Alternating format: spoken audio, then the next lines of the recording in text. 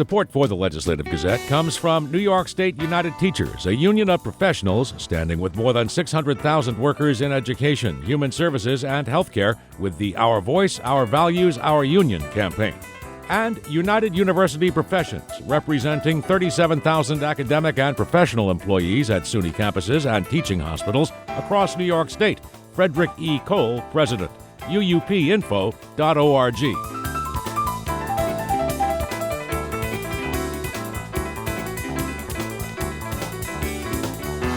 A newly formed coalition is joining with key state lawmakers to campaign for a ballot measure to give New Yorkers a constitutional right to clean air and clean water. The Legislative Gazette's Karen DeWitt explains. The proposal on the ballot this November would amend Article 1 of the state's Constitution. Senate sponsor Robert Jackson says the change comes down to 15 simple words. Those powerful words are, each person shall have a right to clean air and water and a healthful environment. He says the amendment will empower citizens to go to court, if necessary, to enforce those rights. We will finally have safeguards requiring government to consider the environment and our relationship to Mother Earth in decision-making. Polls show that voters overwhelmingly back the measure. A recent Siena College poll finds 80% of New Yorkers support it, with just 12% opposed. The coalition includes major environmental groups, the League of Women Voters, and environmental justice advocates. Tamsin Hollow lives in Newburgh, where the main water supply was found to be contaminated with PFAS chemicals from firefighting foam used for training by the nearby New York Air National Guard base. Hollow says the city is also facing a proposed siting of a power plant. She says Newburgh, like many majority communities of color, faces a disproportionate share of threats to its air and water and has been a dumping ground of environmental toxins since the 1920s from companies including DuPont and General Electric. In Newburgh, our asthma rates are already 4 times higher than state average before we get that fracked gas power plant, which we will not get. Our lives statistically are shorter, yet corporations target communities like ours and succeed time and time and time again in adding to our environmental burden. Business groups who oppose the measure say the 15 simple words could have some complicated outcomes. The Business Council's Ken Pekulski, who spoke about the amendment when it was approved in June, predicted that the change could prompt costly, frivolous lawsuits against companies and lead to job losses. He says it leaves many unanswered questions. How exactly is it going to work? What will it do? Who will use it? And who will it be used against? So we do think it would create incredible amount of uncertainty. Pekulski says the state already has enough environmental regulations in place to prevent air and water pollution. The business groups say they know, though, they face an uphill battle in changing public opinion. Peter Iwanowitz with Environmental Advocates is a former commissioner of the State Department of Environmental Conservation. He says fears of excess lawsuits and job reductions are overblown. He believes the constitutional change would lead to better decisions from state regulators before a threat to clean air and water can occur. Decisions now will have to be screened of whether it violates a constitutional right to clean air and clean water.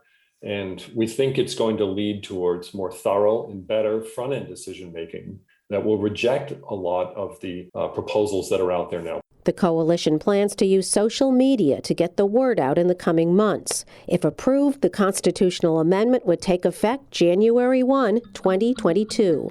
In Albany, I'm Karen DeWitt.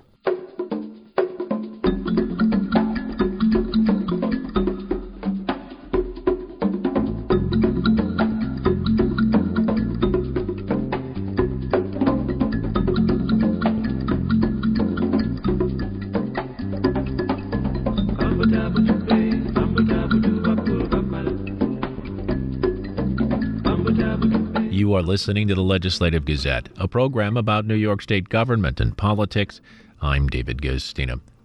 Joining us now, Legislative Gazette political observer Alan Chartock. Well, Alan, at his first news conference in 9 days, New York Governor Andrew Cuomo applauded the Department of Justice's decision to drop a federal probe into New York's handling of COVID-19 nursing home deaths. It was an outrageous allegation, Cuomo said. By the numbers of death as a percentage, New York is number 31 in the country of nursing home deaths. We're not even near the top in terms of percentage of deaths in nursing homes. Why New York? Except that it was all politically motivated. Republicans at the state and federal level criticized the decision, including Republican Congresswoman Claudia Tenney of New York's 22nd District, writing a letter to U.S. Attorney General Merrick Garland, demanding answers to why the Department of Justice stopped the investigation. A win for Cuomo? Well, of course, this is a win for Cuomo. In fact, we now have Speaker Carl Hastie, I've just written a column about this, saying no impeachment.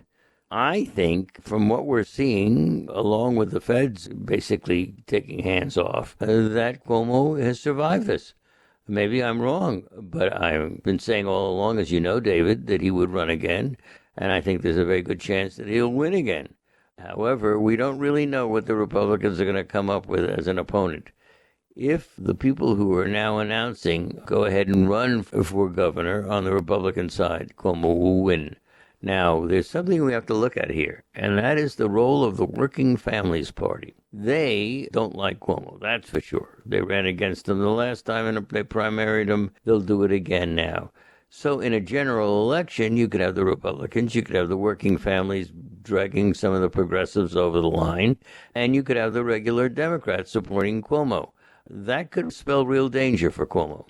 And then, of course, there was the number 3 House Republican, Elise Stefanik of New York's 21st District, saying Tuesday morning that House Speaker Nancy Pelosi was to blame for the attack. Now I guess all they have to do is repeat it over and over again, right? That's right. You know, Nancy Pelosi was standing there urging people to get up to the Congress. You know, we know who it was. It was Donald Trump. And it was disgusting. And the fact that he is not being held to the responsibility that he needs to be held is appalling. Here's a guy who is directly responsible for so much of what is happening in this country. You don't like it, it's just too bad. This was a terribly important moment in American history.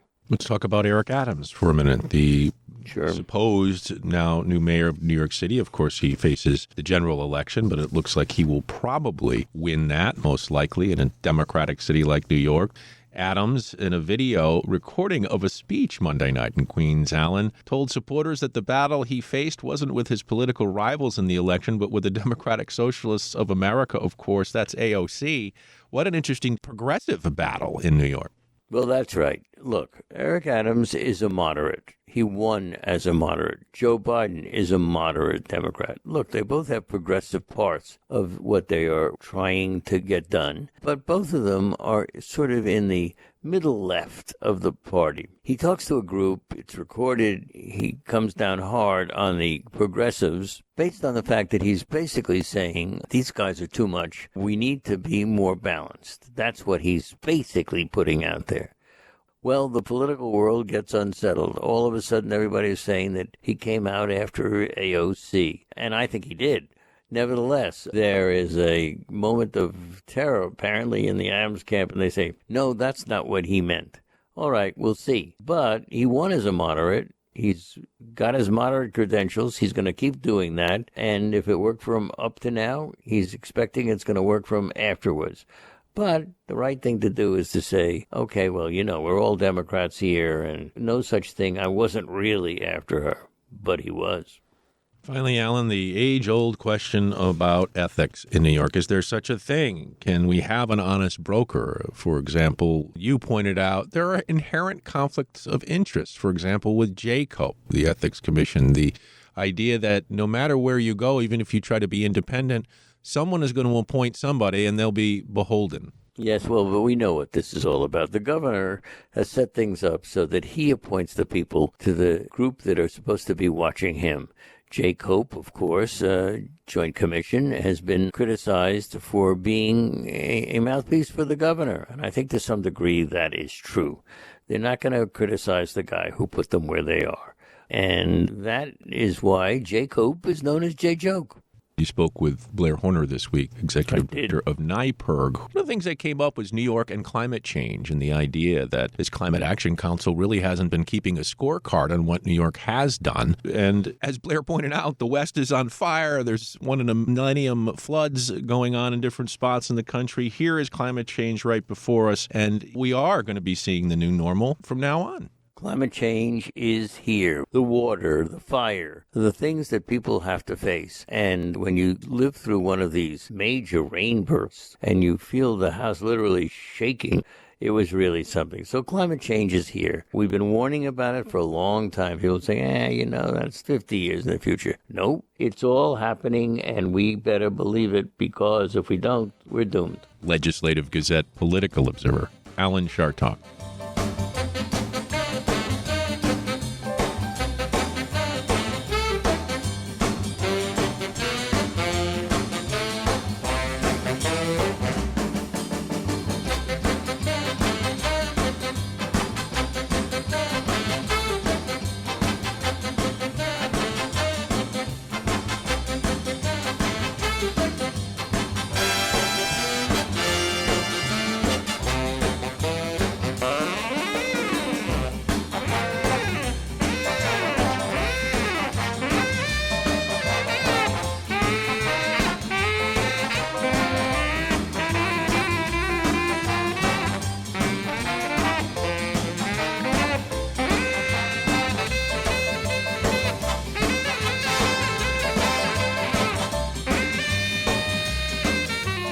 You are listening to the Legislative Gazette, program about New York State government and politics. I'm David Gastina.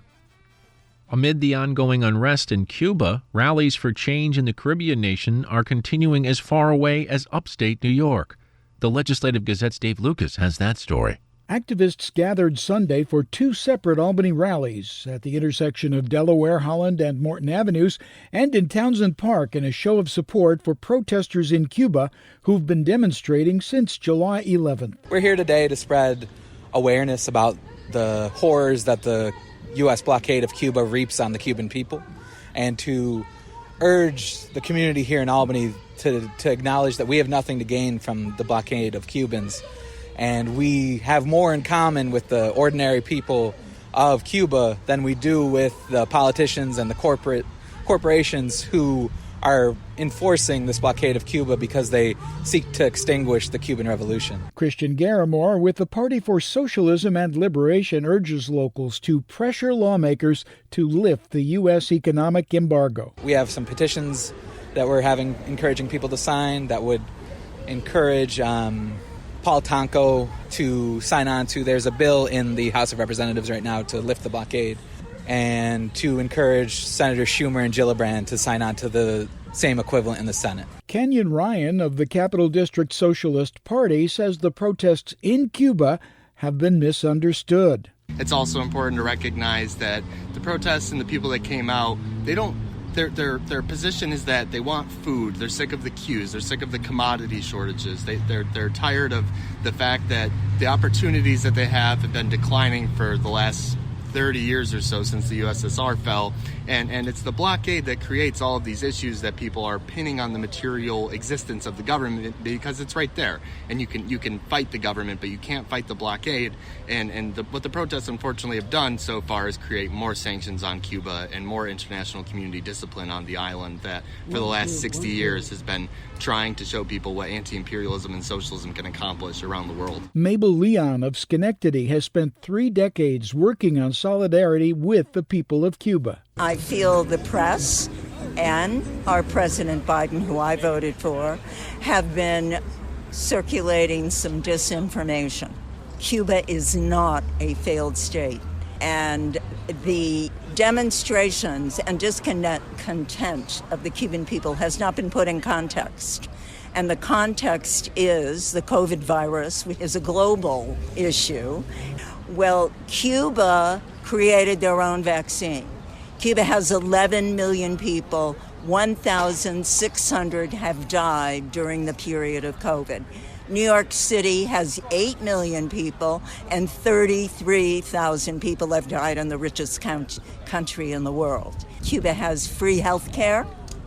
Cuba has free medicine.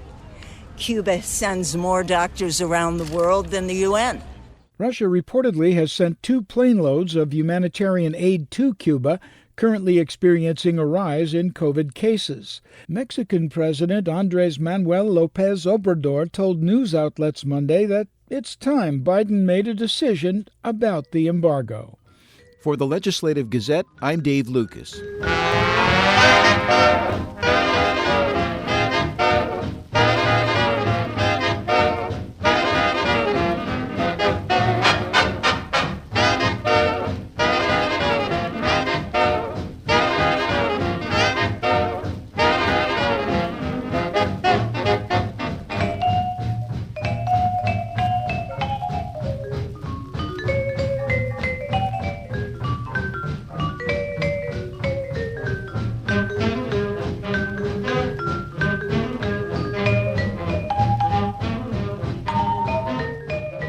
You are listening to the Legislative Gazette, program about New York State government and politics.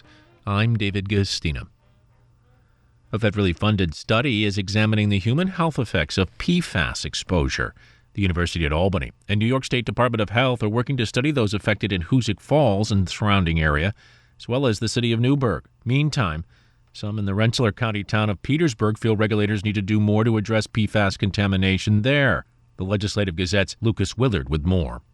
Part of the Centers for Disease Control and Prevention, the Agency for Toxic Substances and Disease Registry is undertaking a multi-site study of the health effects of exposure to PFAS chemicals in drinking water. PFAS contamination has been linked to numerous ill health effects, including some forms of cancer. The University at Albany and New York State Department of Health plan to enroll 1,000 adults and 300 children from the Rensselaer County village of Hoosick Falls and surrounding area and the city of Newburgh in the study. Dr. Erin Bell is a professor of environmental health sciences at UAlbany. So this is a very structured, traditional epidemiology research study. We will be enrolling people based on their residency in communities that have the documented exposure, and then we will be measuring for a variety of clinical biomarkers related to the immune system function, as well as thyroid and kidney function and liver function. And in children, we will be studying neurobehavioral effects. We won't be enrolling people based on their outcome status. We'll be enrolling people based on their potential for exposure. Bell recently traveled to the small Rensselaer County town of Petersburg, just a few miles from Hoosick Falls, to discuss the study. The town has been dealing with contaminated drinking water first confirmed in February 2016, following the detection of PFOA in drinking water supplies in Hoosick Falls. A group of concerned community members called C8 hosted Bell to learn more about the study. Ben Krafthorst is a member. We're glad that New York State did decide to include Petersburg. We are a little disappointed that they did not include people from the municipal water district, but they are including anybody on POET system with 400 parts per trillion or more that are in their water. But as much political and media attention has been given to Hoosick Falls, Krafthorst and other members of C8 feel Petersburg has been somewhat neglected in the public eye. Petersburg has been listed as a New York State Superfund site, and Stefanik, the company linked to PFAS contamination, has entered a consent order with the state. Filtration systems have been installed on private wells in the town and the municipal water supply. Testing and monitoring also continues, and the DEC is investigating the Petersburg landfill as a potential Superfund site.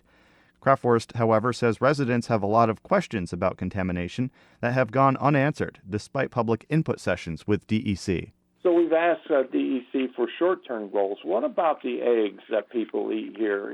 Because the chickens are eating insects that come from the ground, et cetera, that may be contaminated with PFOA. What about the beef? What about the maple syrup? Trees pull up water. And there's a host of others, vegetables from people's gardens, et cetera. Krafthorst said he has heard nothing from DEC about the short-term requests. It's very frustrating for our committee. It's very frustrating for our community to know that there's some stuff that could be done right now. We recognize that there's long-term goals that will take years to do, but we also recognize that there's some short-term goals that would be very beneficial to the residents here to put them at ease on some of this stuff.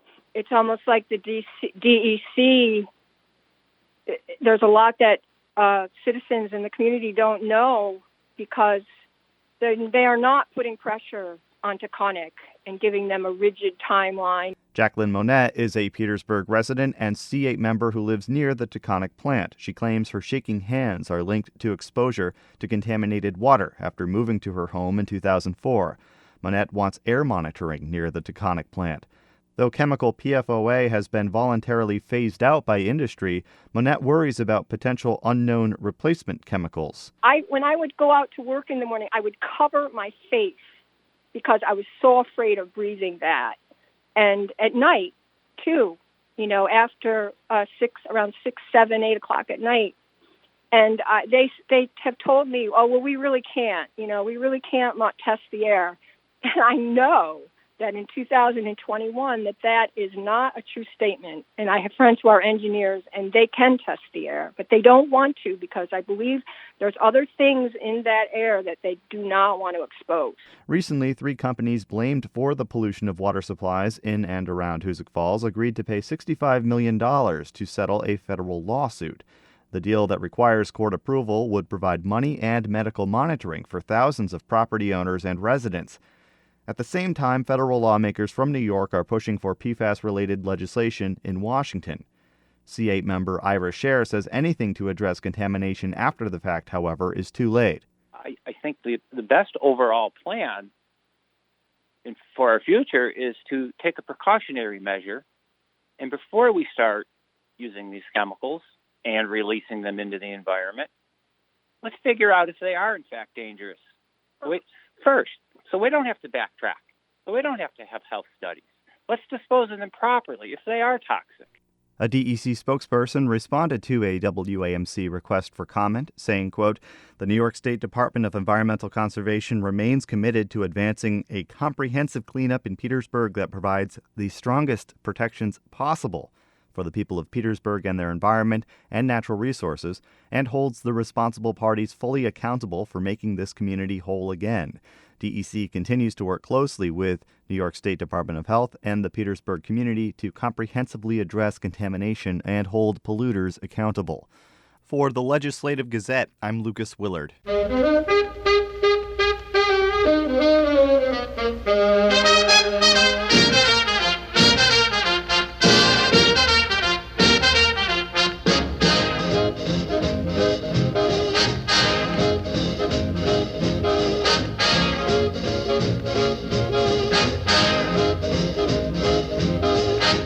You are listening to the Legislative Gazette, program about New York State government, politics. I'm David Gastina.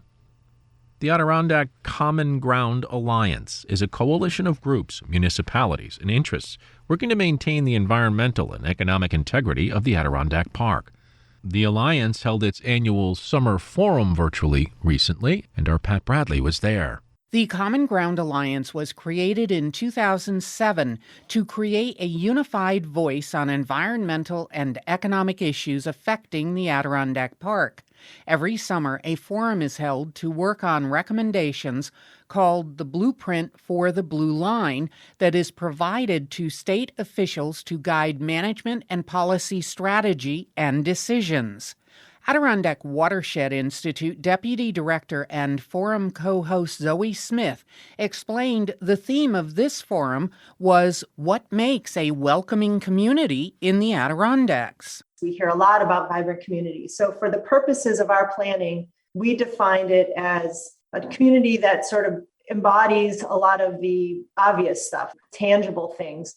But we also want to recognize that vibrant communities also means a community that's welcoming and inclusive of its residents, both existing and new residents. Adirondack Diversity Initiative Director Nikki Hilton Patterson told the Alliance that diversity, equity, and inclusion is a bridge to belonging. It centers around gaining acceptance, support for who you are and all of your differences. It's celebrated. Data shows that where there is belonging, there is sustainability. Where there's belonging, people thrive. Where there is belonging, people stay. And that's what we want. The discussion kicked off with people offering their perspectives on how the region can create welcoming communities that attract new residents.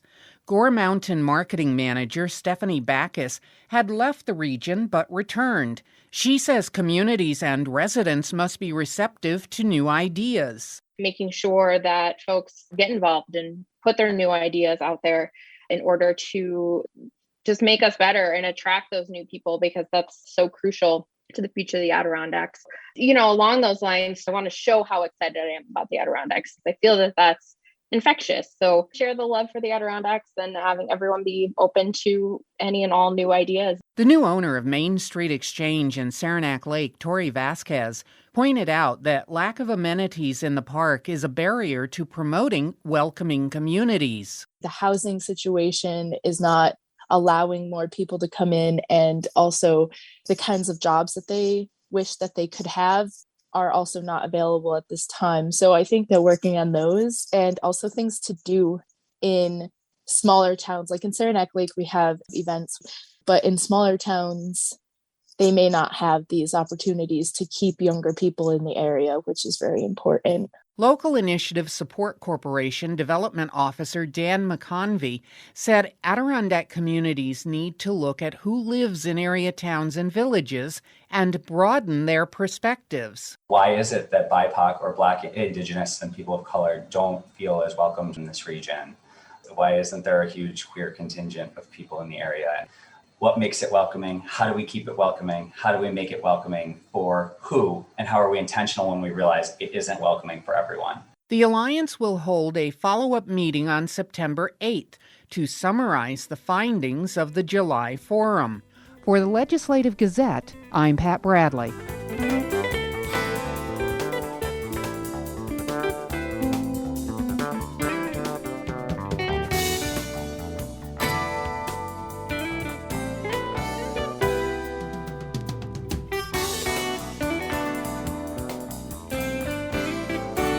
And that about does it for this week's show. We had help from the New York State Public Radio Network. For copies, call 1-800-323-9262. That's 1-800-323-9262. Ask for program number 2131. Or just listen or podcast on the web at wamc.org. Or just listen or schedule a podcast on the web at wamc.org. And join us again next week at this same time for more news on New York State government and politics. For the Legislative Gazette, I'm David Gustina.